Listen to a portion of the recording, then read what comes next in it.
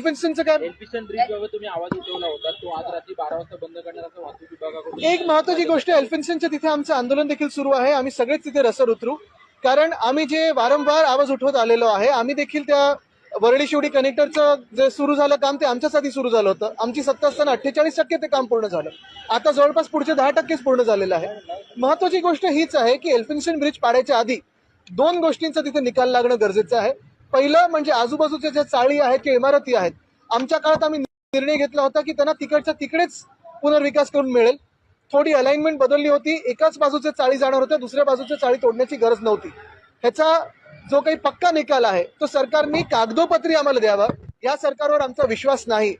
दुसरी गोष्ट म्हणजे वरळी शिवडी कनेक्टर ह्याच्या आजूबाजूचा पूर्ण स्पॅन झाल्यानंतरच एल्फिन्स्टन ब्रिज तोडावा किंवा बंद करावा, त्याच्या आधी नाही. कारण जर आधी तोडला तर रहदारीची जी काही त्रास आपल्याला जो काही होणार आहे त्याचा विचारही आपण करू शकत नाही. जिल्हा परिषदांच्या जिल्हा परिषदेचं आरक्षण आहे ते जाहीर झालेलं, त्यामुळे लवकरच निवडणुका लागाव्यात. इंडिया पाकिस्तान मॅच बद्दल आपण आवाज उठवलेला आहे, त्यांचे आंदोलन. मला वाटतं भारत पाकिस्तान मॅच बद्दल आम्ही गेले 1-1.5 महिने हाच प्रश्न विचारत आहे की केंद्र सरकार गप्प का आहे. जगभरात खासदारांचे डेलिगेशन्स पाठवले, विरोधी पक्षाचे खासदार त्याच्यात होते. ऑपरेशन सिंदूर कसं झालं, ह्याच्या मागे पाकिस्तान कसं आहे, ह्याच्या मागे चायना कसं आहे, आपण जगाला सांगत गेलो. पण कदाचित दुर्दैव हे आहे की आज जी खरी भाजपा होती ती सत्तेत नाहीये. भाजपानी आयडियोलॉजी आपली बदललेली आहे, विचारधारा बदललेली आहे. हे आज दिसायला लागलेलं आहे. हे दुर्दैव आहे देशाचं.